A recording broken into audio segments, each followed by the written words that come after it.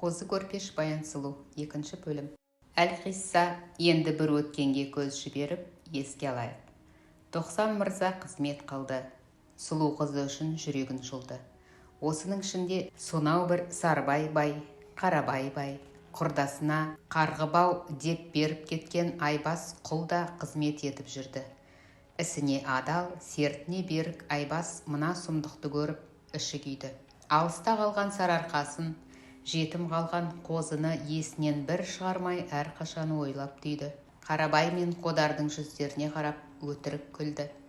Қайткенде баянға қозыдан бір хабар жеткіземін деп іші түтін, сырты бүтін дос адам болып жүрді. Оның да сәтін келтіруді ойламен күн өткізді. Жылжыған жылдар, ат желісті айлар, аршындаған апталар, қас қағымсат күндері өтіп жатты. Ала айғырды ертеп мінген Қодар өрге шапты, қырға шапты, жылқыны өз жылқысында етіп бақты.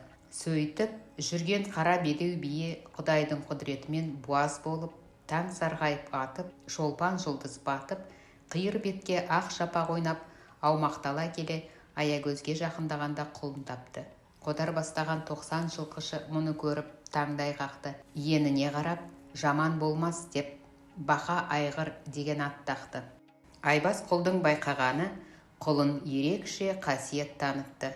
3 күннен соң енесінен бойы асып, жылдам өсіп, үлкен малдай тындырды бір істі.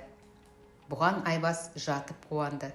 Қозыны іздеп табамын деп жұбанды. Күн емес сағат сайын өскен Бақа айғырды өзіне үйретіп алыс жолға дайындалды. Қозыға барып хабарды жеткізбекке құп алды. Сарбай байдан көрген жақсылығы көп Айбас Қарабайға көрер көзге жақын атанды. Алайда оған деген кегі іштей тұтанды. Шындығында Сарбайдың қандай жазығы бар еді. Тағдырдың пешенеге жазған тірлігі құшақтасып Қарабайға құда болсаң шыда деді. Әйелдерінің қойшы менен жылқышы табуы бір Құдайдың құдіреті емес пе? Ауылына жете алмай Сарбай өлді. Қозысын көре алмай ажал төнді. Қара ниет Қарабай жалт бұрылды, малы қымбат екен. Арқадан жырынды атанып тұра қашты. Сұлу баян мен қозы көрпештің жазығы қайсы? Аббас көп ойланды. Күні түні ойланды. Ақыры бар сырын қыз баянға айтуға шешім қабылдап, сәтті бір уақытты малданды. Біз білетіндей қыз баян қозыны сағынды. Бір Құдайға жалынды. Айбас келіп баянға ақылдасып, Құдай қосқан жарыңа барамын дегенде көз жасына ерік берді. Сан сырлы сәлемін айтты. Ей асқар тау, толқынды теңіз, жазира дала, шулаған орман, сен де есті. Көпті көрген көне кәрия, жаулықты әже сен тыңда. Мені мұнда зорлықпен Қарабай алып келді. Елдің сөзін тыңдамады. Қыздан көрі малы жақын сараң бай, жүрегімнің соғысының үліпілін де тыңдамады. Сорлы басым, не істерімді білмей жүрмін, басым қатты. Мен сендікпін, қозым, жаным, тез келші, құтқар мені бұл тозақтан. Жарың саған жете алмай жүр. Сұлу баян жылап алды, шерін молдан тарқатты. Айбас құлға ішкі сырын айтып толғанды. Айбас Құдай қосқан жарыңа барамын деп баянның домбырасын қолға алды. Баянның қозыдан аяр ештеңесі жоқ, жанын сұраса да беруге дайын екенін Айбас білді. Егер қозы сенбей қойса көрсетемін деп, қыздың шаш моншағын қолына алып масайрап күлді. Айбас құл қыз баянға қашатынын ескертті. Қыз баян Айбасқа қозға барып бер деп қарқарасын ұсынып қуанғаннан есі кетті. Айбас жан жағына алақтай қарап еді. Қыз баян тұра тұр деп үйге жетті. Бай қызын аңдыған жұрт көріп қойса, бір пәленің боларын Айбас ойлап, зәресі кетті. Мынау менің жиқаз жинар қобдиша алтын сандығым, жанындағы ақ шамшы, оны дағы қоса ал, бар дүнием соныкі. Тек тез жетіп хабар сал, деді баян. Сонымен Айбас баянмен қоштасып, қыз құлға жол тілеп шығарып салды. Сәлемдемеге бұйым алып, Айбас Бақа айғырды іздемекке жылқыға барып қалды. Бай-байдың байлығын қызғанса, құл-құлдың шайлығын қызғанады дегенді естігенің бар ма? Осындағы 90 құлдың біреуі Қодарға барып, Айбас құл бақа айғырды іздеп жүр. Байқа, құлға ниетіңді бұр, қашып кетіп жүрмесін, жер сипатып. Жақпай қойды осының қылығы бір, деп айтып қалды. Оттапсың, деді Қодар ұйқысын қимай. Айбасым маған сырын айтады, керек болса қалаға пұл апарып сатады. Ол мені ешқайда тастап кетпейді. Мен білсем, ол шіркін жылқы ортасында ұйқыға басып жатады. Қояды деген құлы ма? Қодеке, сол бірдеңе білдіріп жүр. Қыздан үміт күтіп, сенбе құр. Мен білсем, сол Айбасын қашқалы жүр. Бақа айғырға қамшыны басқалы жүр, деді тағы әңгімені қыздырып. Сөйткенше жылқышылар қосынан Қодардың қаһарлы дауысы естіліп қалды. Қызыл сөз кімнің қанын қыздырмаған? Сабақты ине сатымен Айбастың жылқы маңынан табылғаны мұндай жақсы болар ма? Құстай ұшып, дауыс шыққан Қодардың күркесіне келіп кірді. Күндей күркіреп, түгін тікірейтіп, жарлардай боп тұрған ол сасып қалды. Сонда да ескерту ретінде: Ау, Айбас, кетпек болсаң, мен нетейін? Қамшымен шықпыртып еңіретейін. Егер мені мына өсекші тазшаға тастап кеткің келсе, ықыласыммен Сарыарқаға жөнелтейін, деді Қодар кекетіп. Айбас жылқыбасшыға қарап мырс-мырс күліп алды. Ау, Қодеке, саған шіркін не десем, өзіңе сенім хат жазайын. Сенен басқа адамды жек көремін деп ант берейін. Өсек тасыған құл екеш құлыңа өтірікшісің дегеннен басқа не дейін? Өтірік айтсам, буыны бөлейін. Өлгенімді өзің көресің, деп күңіренді Айбас. Қодар не істерін білмеді. Құлына жекіріп, Айбастың берген уәдесіне Құдайдың сөзіндей бекініп, Айбасқа ұрсып, зекіргеніне өкініп, қосына кіріп жатып қалды. Қодарды қатырған Айбас жылқыға барды. Қашып кетуге уақыт күтіп, бар дүниесін жинақтап, ішінен Құдайдан жол тілеп, сәл демалды. Бұл күнгі түн Айбасқа жол тілегендей жұлдызды еді. Таудан самал есіп, ай дөңгелене толып, самаладай жарқырап тұрды. Құс жолы жалқылданып, көк аспанды екіге бөлген ақ белбеудей еді. Айбас туған жерін есіне алды. Шындығында туған жердей болмас. Масаты кілемдей құлпырған көк шалғының жалаң аяғымен шешіп, өзеннің мөлдір суына шомылып, кәусар ауасын жұтып, ауылдың көз көрген адамдармен әңгімелескенге не жетсін. Туған жер, адамның тұғыры, алтын бесігі. Жылқы күзетіп, шал қасынан жатып, оймен әлемді шарлаған Айбас балалық шақ бал дәуренін, арқада өткен күндерін еске алды. Шіркін, сонда тезірек жетсе ғой.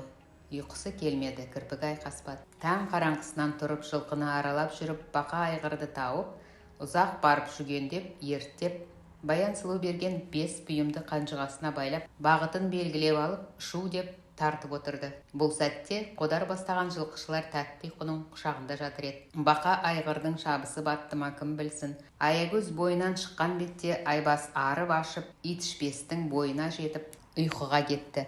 Айбасты ата жауындай көретін өсекші құлы 90 жылқышыны ертіп, Қодардың күркесіне кеп шу шығарды. Түндегі мал күзеткен Айбасың жоқ. Сенген қойым сен болсаң, күйсегеніңді ұрайын деген осы, деп табалады ол. Аузы күйіп қалған Қодар желкесін қасынып жан-жағына қарады. Ау, мүмкін емес, сендерге Айбас жөнін айтқан шығар. Таң атқан соң ауылға қайтқан шығар. Құлдың орны Қарабайдың төрі емес, біреудің босағасында, әлде бір шұңқырда қорғалап жатқан шығар, деді Қодар Айбасқа сенгіштігіне өкініп.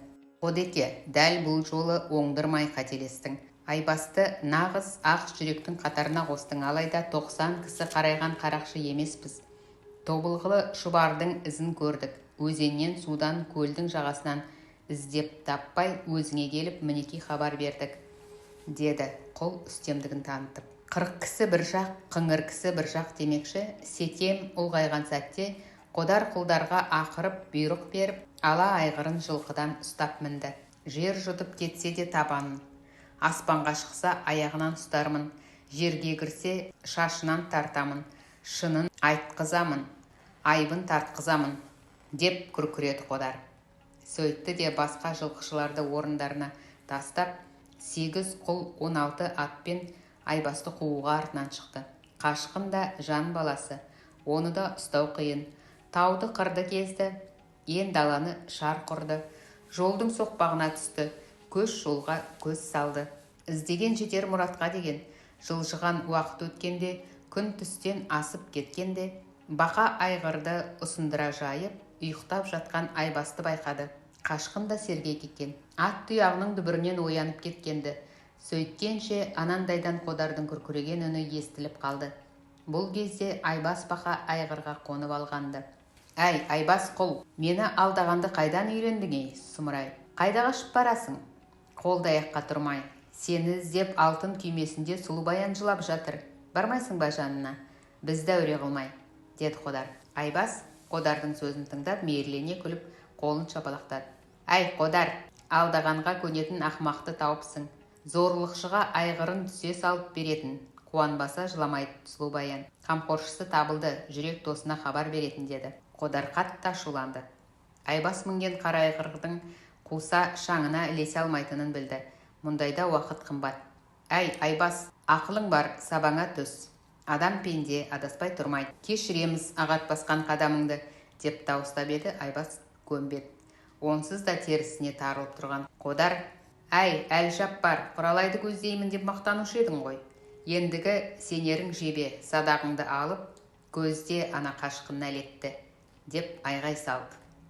Айбас бұларды мазақтап, онан сайын жүйкесіне тиді. Сөйтті де бақа айғырға: «Әй, тұлпарым, байқа, тиіп кетпесін, ана құлдың ажал арқалаған шырпысы», деп сыбырлады.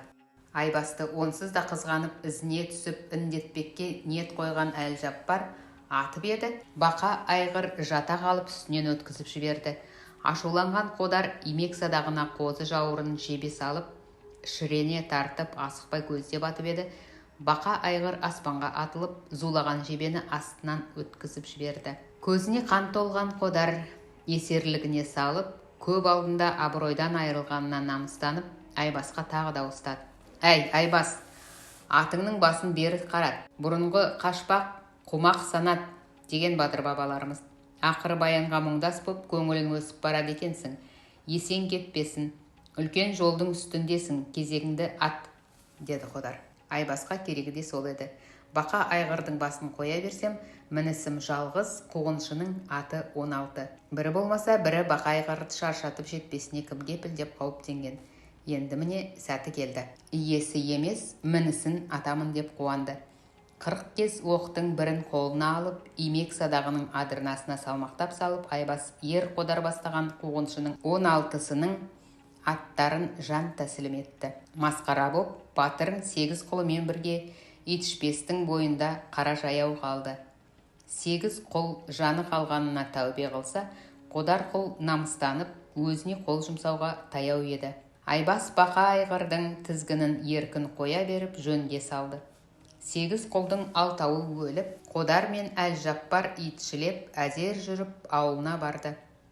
Көрпе жабынып, жабы жастанып жатып алды. Оның ендігі көрер қызығы Қарабайдың сұлу баянын анда-санда бір көріп жүру еді. 90 құл, 90 жылқышы да Қодардан қалмай, ертелі кеш Қарабай ауылын төңіректеумен күн кешті. Күндер өтті, жылдар кетті. Бірақ ғашықтық дерті бәсеңдемеді. Әлқисса Айбас құл сол кеткеннен мол кетті. Бақа айғыр жолдың апшысын қуырып, еркін есілді. Артта көкорайлы мекен, аққу жүзген көл, қыраны қалықтаған жазира дала, сусыз шөл қалып жатты. Талай рет күн шығып, талай рет күн батты. Талай рет таң атып, талай рет түн басты. Қалай дегенде де туған жерінің шыққан әр тал шөбін, туған 4 аяқты малын танитын Айбас бөтен ел, бөтен жерде жолдан адасты. Ғарып жанынан қозы мен баянның махаббатына арнаған Айбас Итішпестің жолынан бақа айғырдың басын қоя бергеннен көп уақыт өткен соң, атқа шыдау оңай ма? Бір кездерде қалжырап, қалың орман ну ағашқа тап болды. Саялы көлеңкеде: «Әй батырым, жол ұзақ, мен сияқты саф ауалы, салқын самалды, көкірай шалғынды, шыбынсыз жер таба алмайсың. Астыңдағы атыңда 4 аяқты жануар, жүрісі аяғында болса да жаны, күші шүйгін шөбінде екенін бір уақыт ұқ», деп тұрғандай көрінді. Содан мол ұйықтады, тұяқ серіппеп. Сөйтіп біраз уақыт өткенде ұйқысынан селк етіп оянып, өзінің сонау арқаны іздеп алысқа сапар шеккені есіне түскенде, бақа айғырға қайта қонды. Асыққанның ісі шала деген сөйтіп жүріп әлгі тоғайда Баянның жарына көрсет деп берген домбырасы мен моншағы ұмытылып қалған екен. Өкінгенмен қайтып орнына келтіре алмайсың. Жылдар жылжып, айлар сырғып, апталар аршындап, күндер өткенде осы маңай домбыралы моншақты деген аталды. Сүйіспеншіліктің бір белгісінде ел құрметтеген жер атанып, ұрпақтан ұрпаққа өшпес мұра боп қалды. Сол кеткеннен Айбас ер мол кетті. Бақа айғыр да екпінінен таймай ұшқан құсты оздырмады. Асу белді, шалқар айна көлді артқа тастап, желдей есті. Көз алдында талай орман көшті, талай бел тау болып өсті. Ұзақ жылдың ұсақ түйек кемшін тұсы көп демекші. Баян сұлудың қозы мен айнымас махаббаты үшін ғаріп жанын отқа салған Айбас бай қызының алтын сандығын түсіріп алды. Өкінгенмен не пайда, ары қарай бақа айғырдың басын қоя берді. Халық айтса қалт айтпайды, қадірмен айтады.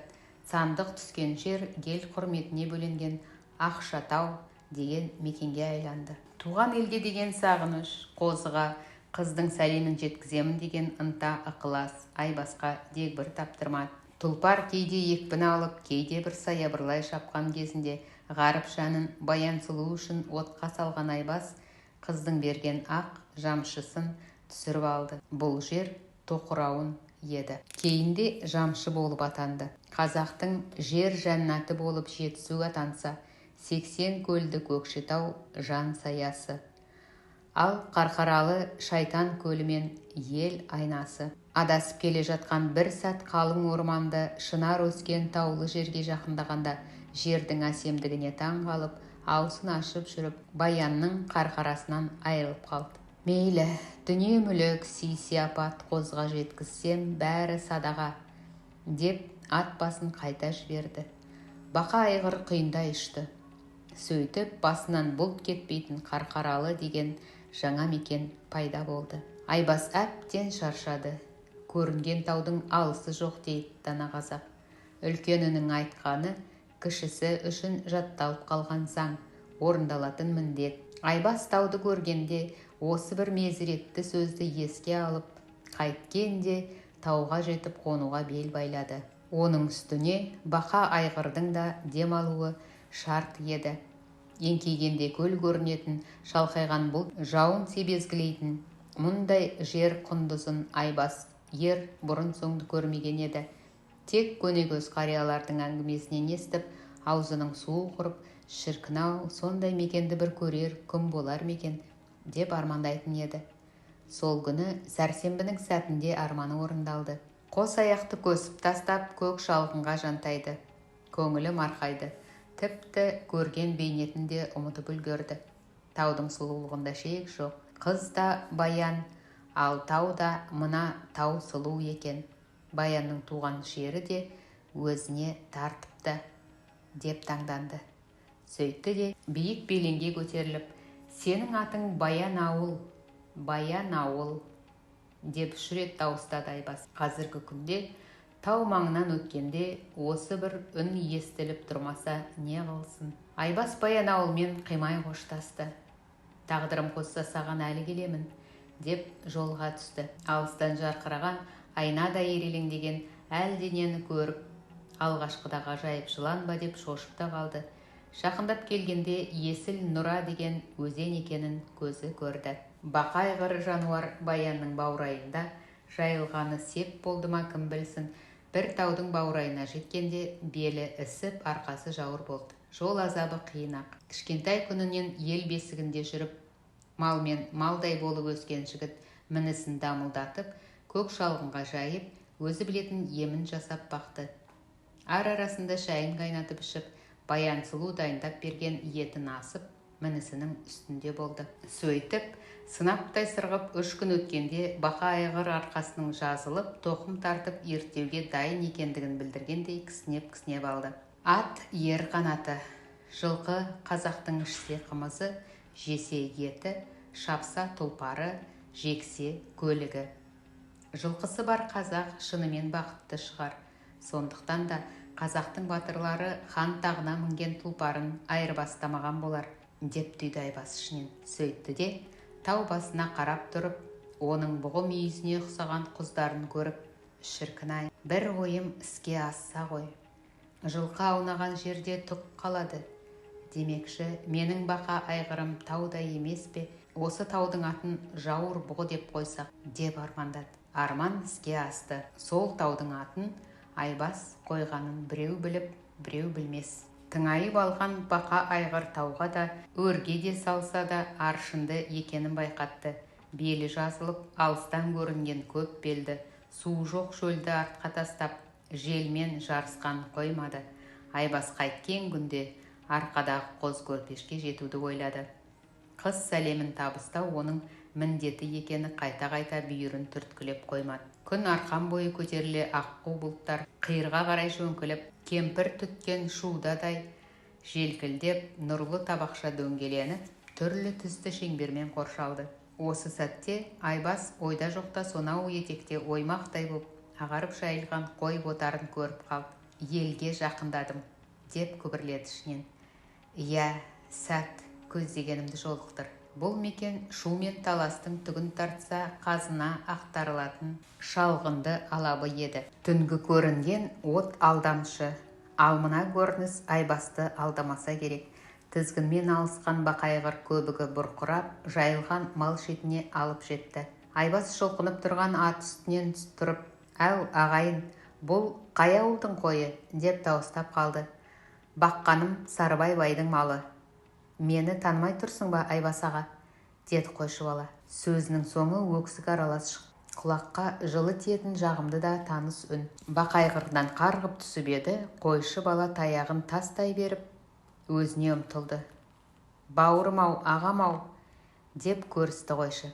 Өзінің кенже інісі Қондыбай. Қайта-қайта қарағыштап, өз көзіне өз сенбейтін сияқты, дүниеде бір-бірінен қилы тағдырмен айырылысып, бірін-бірі сағынып көрінген салт аттыны туысқанына балап, елең етіп өмір кешкеннің қиын-ай.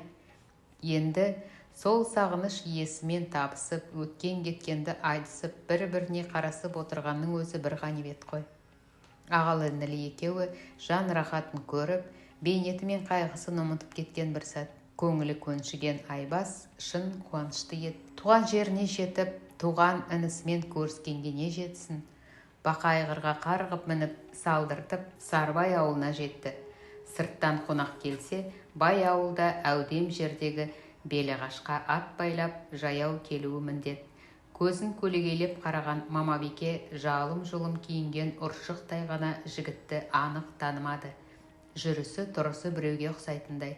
Тізесін табалдырыққа бүгіп, қолын кеудесіне апарып, басын иген Айбас үйге енгенде Мамабике күтіп отырған қалпы. «Әу, сәлемші жігіт, бұл жерден тұрсам отыра алмаймын, отырсам тұра алмаймын. Қартайдық, қайғы ойладық, атың жарау, түрің жүдеу, бір бала екенсің, үнің жақын, жүзің жылы, шыға танымадым», деді. Шындығында, адамдар бір-біріне жасаған зауалының ертеңгі күнгі нәтижесіне бір уақыт көз салып, бір қараса қояды тең. Күйеу Сарыбайдан үш ұйықтаса айырылам деп ойлап бет. Қайғы жамылып, көкірегіне шер толғанда өмірге келген қозысын медеу тұтып, жанын жұбатқан. Алайда Қарабай қасіреттің қара дауылын соқтырып, төс қағыстырып құда болған Сарыбайдың өліміне де келмей, жетім балаға қызымды бермеймін деп, алатау асып көшіп жатса не дерсің? Отауы ортасына түспеген не тәубе. Жазықсызды жапа шектіргендерді Құдай да көреді, әлі де азабын тартар, деп әліптің артын бағуда. Алайда қасіреттің қамшысының ізіндей жүзі әжімге толып кеткеніне уақыттың сарапшы болатыны белгілі жайт. Айбас Мамабикеге қарап жылы күлімсіреді. «Апатай, мен бұрын мұнда келіп пем, жас күнімде жүзімді көріп педің?» деп әзілге балап сұрады. Мамабике басын шайқады. Сарыбай мен Қарабай құдай еді. Қарғыбауға бір құлды теліп еді. Қарабайға жетектетіп қоя берген апамыздың діні неткен берік еді, деп зулатты Айбас сөйлеңдетіп. Мамабике Айбасты құшақтап, маңдайынан сүйіп, бауырына басты, көңілі тасыды. «Менің қолымнан ондай келмеді. Қозың ол кезде жап-жас өр көкірек Қарабаймен тіресетіндей тең беді», деп даусы дірілдеп көңілі босады. Жөн жосық сұрап, Баян келіннен қуанышты хабар естіген соң ас қамдай беріп, Айбасқа бұрылды. Қарабайдан құтылыпсың, мың тәубе. Қозыға көрінгенде танымаған түр танытып, келген кеткеніңді айтып қойма. Көкірегіне сұлуын ойлап сәуле түсіп кетер. Онан соң басымда анда-мұнда соққызып салып жүрер әуре, деді Мамабике. Айбас басын изеп, Әліптің артын бақты. Егер Қозы Баянын іздеп алысқа кетсе, Мамабике тірі өлік болып зарлап қалар деп қорықты. Қалай дегенде де кеше ғана көз алдында құлдыраңдап өскен баланы көруге ынтық еді.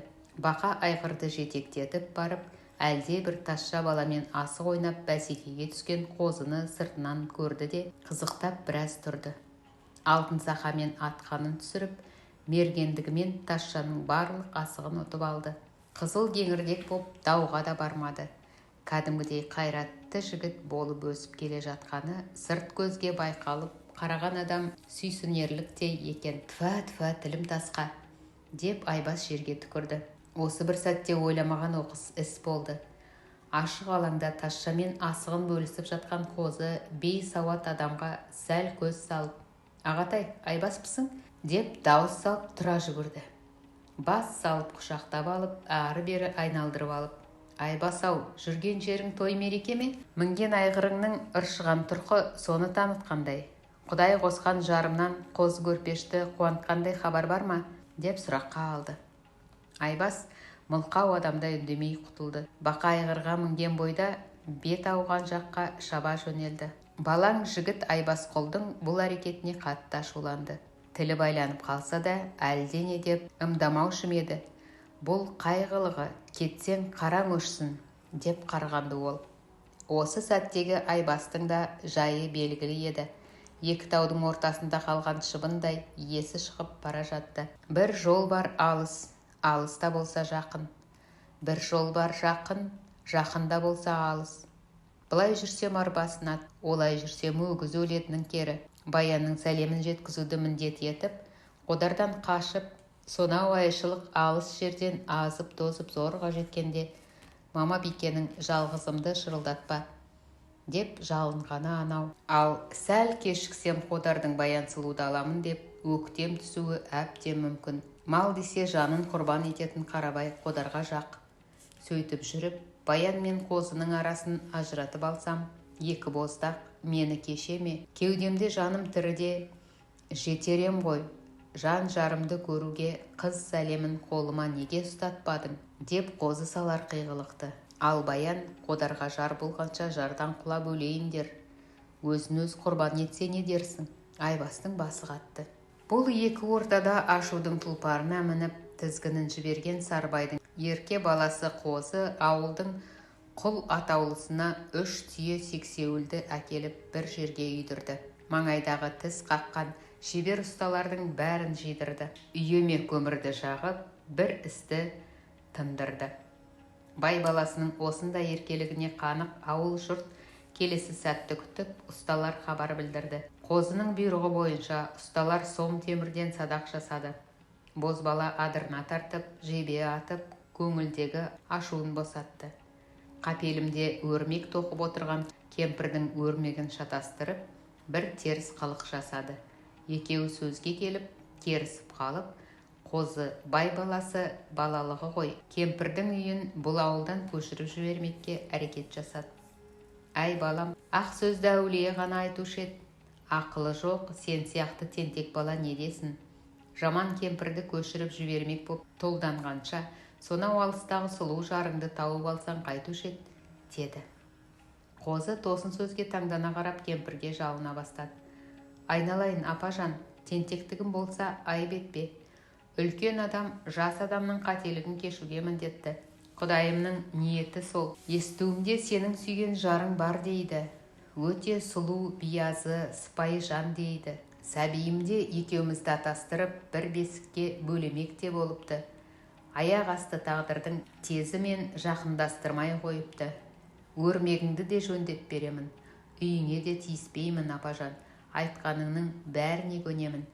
Ол кім? Айтшы апатай, деп Қозы жалынды. Ей балам-ай, Ашу дұшпан, ақыл дос, ғашықсыз өмірдің бәрі бос. Сенің әкең Сарыбай, еліне елеулі, жұрттың көңілі толған, қалқына қалаулы жан болған. Жақсы Құдайғадай керек. Сен туды деп естіп ауылға қуанып шауып келе жатқанда аттан жығылып опат болды. Әкең Сарыбай, Қарабай дегенмен аң аулап жүріп дос атаныпты. Төс қағыстырып, құда болайық деп, жанындағы дос жараннан бата алған екен. Сенің жарың Баян, Қарабайдың қызы, ең дүниенің ең сұлуы.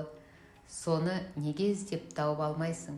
Қозы батыр, мені көшіріп нең барау жазған, деді кемпір әңгімесінің аяғын намысқа тиер махаммен аяқтап. Қозы мына сөзді естіп қатты түңілді. Ойы шар тарапқа кетіп, жаны жай таппай бүлінді. Ел аузындағы қаңқу сөз шынға айналып, қозы көрпеш іс қылмаққа түйінді. Ойнап жүрген асығын айдалаға лақтырып, жігіттікке бой ұрғаны білінді. Садағын иығына асып, үйіне қарай жүгірді. Қозы үйіне жылап қайтты. Сағыныш дерті жанына батты. Қашан Баянымды көремін деп, бозбала 3 күн 3 түн жылап, дәм татпай жатты. Адам тірі пенде. 3 күн 3 түн жылап, дәм татпаған ерке ұлы анасына келіп, қарным ашып барады, тамағыңды ас, деді. Ана шіркіннің ойламайтыны болса ше. Қозының құлағына Баян есімінің тиюі Мамабикеге дерттей болып жабысты. Ұлымен бірге ол да ұйықтамады. Кірпік қақпай, дамыл таппай, қайтып бұл азаптан құтылудың жолын аңдысты. Ақылдасар адамнан қозыға айтып қояр деп қорықты. Одан да ұлы Баян туралы сұраса үндемей қояйын деп қорқытты. Осы бір сәтте қозы өзінің қарнының ашқанын 2-ші рет қайталады. Олай десең, қырға барып жантақ теріп келші, қазанымды қамдап, жер ошақ қазып берші, деді Мамабике.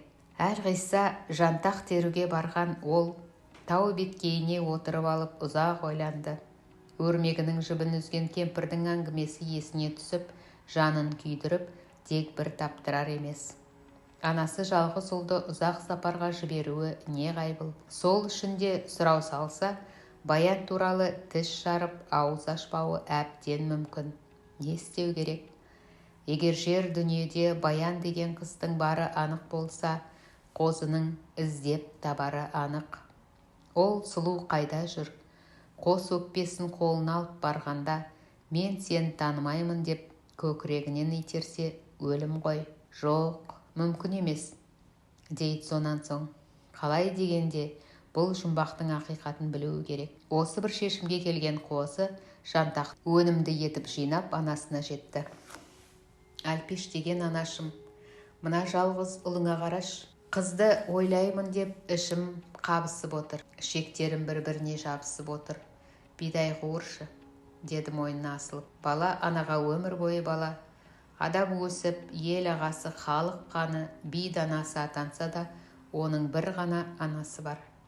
Мамабике бәйбіше жалғыз ұлының кішкентай күнінен жеңсік асы қуырылған бидайды тезірек қуыруға қам жасады. Бір аяғын әкеліп қазанға салды. Қозы бала күніндегі әдетімен қазан жағалап, ошақ басында отырып алды. Қуырылған бидай дәнін жеп көрдің бе? Ыстық кезінде қос алақаныңмен қаузап жіберіп, біртіндеп аузыңа салсаң ғой. Сонда ғана бұл дүниенің жан рахатын білесің. Жесең талшық, пісірсең нан, лаулап жанған жантақ қойсын ба? Ыстыққа шыдай алмай шатырлаған дән киюге жақын қалғанда Қозының балалық кезіндегі әдетімен Мамабике тостаған алып жеткен. Ұлы әп сәтте анасына наразы болды. Айналайын анам-ау, мен әлі бесіктен белі шықпаған бала деп жүрмісің? Жеңсік асымды маған берсең, алақаныма сал. Әйтпесе жеген құрлы болмаймын ғой, деп аузын бұртитты. Баласының не бір тосын іс жасайын деп отырғанын қайдан білсін. Ау, құлыным-ау, сенен аяғанымды ит жесін-ау, ниетің кеткен екен, алақаныңды тоса бер, деген ыстық бидайды уысына салып Қозыға ұсынды. Ұлының күткені де осы болатын. Сексеуілдің шырпысындай арбиған саусақты күректей қолымен шешесінің қолын қысып үлгерді. Ыстық бидай алақанды күйдірді. Қозы көрпеш анасынан Баян туралы ақиқатты айтуын күштеп білдірді. Анашым, анық басып, ақиқатты ай. Бұл мен неге түсінбейтін жайт, деді қолын қыса түсіп. Ыстықтан оңдырама, ұлының жүзіне қараса, әзілі жоқ, шындап салыпты. Әкең саған ешкімді атастырған жоқ.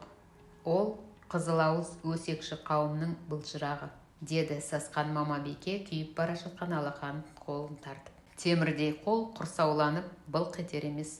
Жалған айтпа, анажан. Жауабыңа мына айтқан таң қалам. Өрмек құрған кемпір жалған сөйлеп, түйе баққан таз шал өтірікке жақын ба? Сонау күні асығын ұтып алғанымда ыза болып тазша бала ағынан жарылған.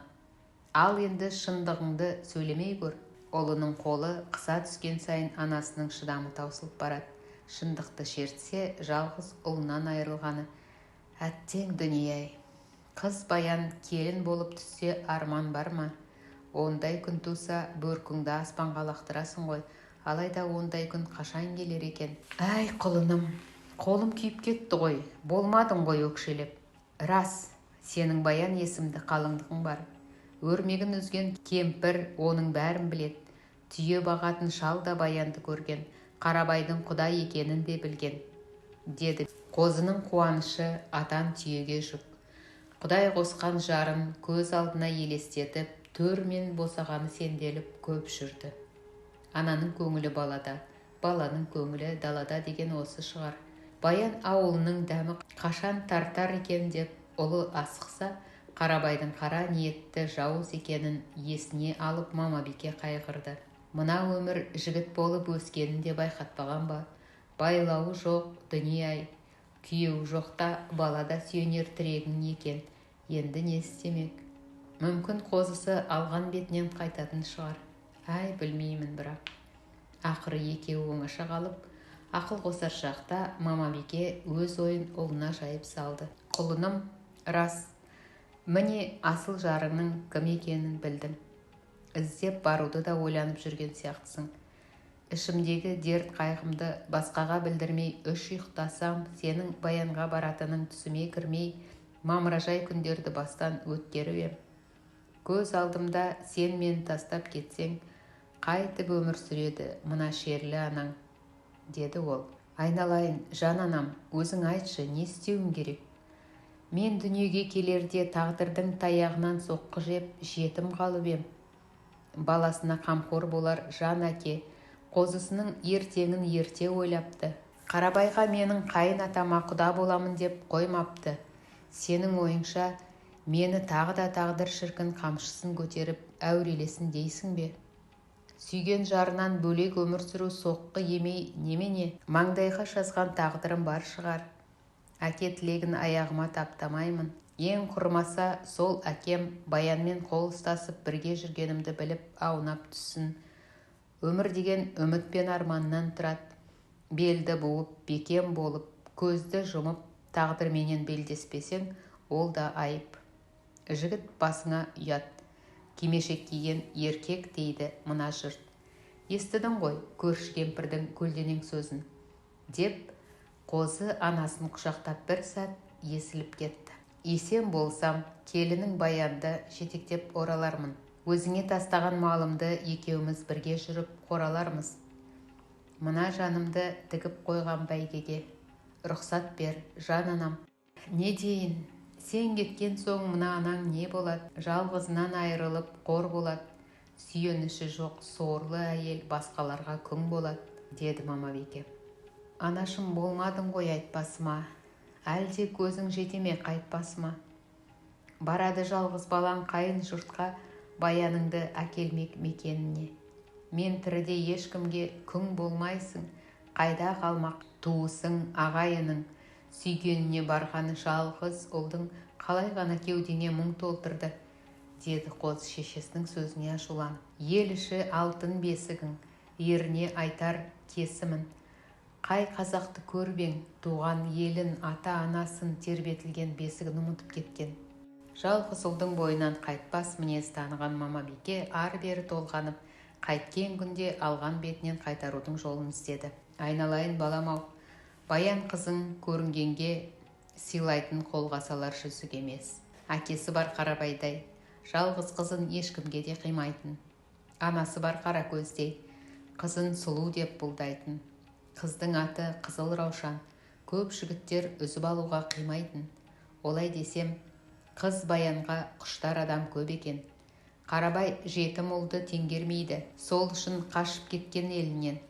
Мен білсем, өлім болмай бере алмайды қыз Баянды. Сондықтан да арыздасып, үзейін мен сенен күдерімді. Тыңдамасаң, мен айтқан білерімді. Көп алдында көміп кет, мен өлейін, сен өлді деп күңіренбей жүрерімді. Деді енді Мамабике ашынып. Сен кеткен соң мені жылқы баққан 90 құл күң қылады. Айттым айғақ, жөнді сөз. Тыңдамасаң өзің біл. Азар болса, көзбен көрер ауылдағы сан жүз көз. Қозы көрпеш анасының жұрт алдында сонша таусылып сөйлегенінен алды. Болмадың ғой таусылып, жаным ана. Ашымайма шіркін жан балағада. Енді не істермін? Ақсақалдар туған айға бата оқиды. Иманды құл кіреді кең сарайға. Қосағың аттан құлап, әкем өлді, өлген жоқсың. Мені де бір құдайға тапсырарсың. Деп қозы сыртқа шығып кетті. Айтылған сөз, атылған оқ. Қозы қайткен күнде Баянға жетуді ойлады. Мінісіне мініп, өзінің Шатқарадағы жайлауына тартты. Арқаның жері-ау, түртіп қалсаң түгі шығады. Салқын самалы, саф ауасы, басына көз тастасаң бөркің түсер шыңдары. Жасыл жайлауы түктіглемдей құлпырат, бәрінен де көзің тоймайтын, шегі көмкерілген көкжиекпен шектесетін ен даласын айтсаңшы. Төскейде малы қосылған ағайын туыс, неге ғана бір-біріне ала көз боп, қызғанышы тұтанып, қастық ойлайды екен. Онсыз да байлауы жоқ, қамшының сабындай қысқа өмірде бірін-бірі аға іні, әпке сіңілі, құда-құдағи, ата әже деп құрметтеп, атап сыйласса қайтеді. Мынау дала солардың бәріне жетеді ғой. Жоқ, міндетті түрде итше ырылдасып, кеудесін соғып күрілдесіп, кезі келсе көзін құртып, қара жерге жастандырғанға құмар. Адамның көзі тек қана топыраққа тоятынын білмей ме олар? Бұл дүниеде мәңгілік бар болатын болса, анау 4 құлақты бейіттер неге тұр? Әттең дүние ай. Міне, соның кесірінен айшылық алыс жерге көшіп кеткен Баянын іздеп бармақ. Келісімді іс болса, ұйғарымды күш болса, осы бір сәтте сұлу Баянды жетектеп, мынау кер далада келе жатпас педі. Анасының көзінен 4 тарам жас ақпас еді. Қыстауға жеткенше сан мың ойлар бұлттай қалықтап қамықтырды.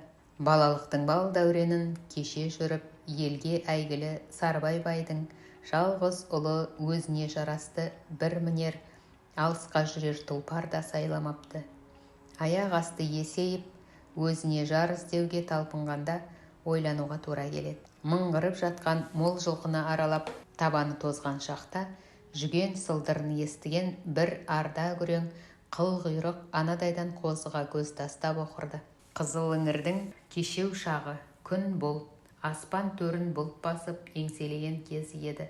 Бұйырғаны осы шығар деп, арда күрең тайға жақындаса келе, 4 аяқты жануар иесініп, мойынсынып тұра қалды. Бір ғажабы Құдайдың құдіретінен айналайын. Қозы жүген салған соң, ол әп сәтте зорайып, сүп сүйкімді құнанға айналды. Таң тамаша қозы есін жиып алып, арқалаған ер тоқымын жерге түсіріп, құнанды жалын тарап, сауырын сипап, тоқым салып ерттеуге кірісті. Құдайдан сол мезгілде пәрмен болып, құнан дөнен болып шыға келді. Дөнен болғанда қандай дерсің? Атты адам түсіп, жаяу адам жатып қарайтындай сұлу тұлпар. Кімді болса да таңданғандай, ешкі бас жалды, мойны аққудай иілген кең төс. Артқы аяқтарына кезек-кезек салмақ тастап, анда-санда оқырынып қойып қозыға қарады. Құдайым, маған сәтті жол тілегені ғой. Тәңірім, саған деген көкірегімнен шыққан мың алғыс, деп күбірледі.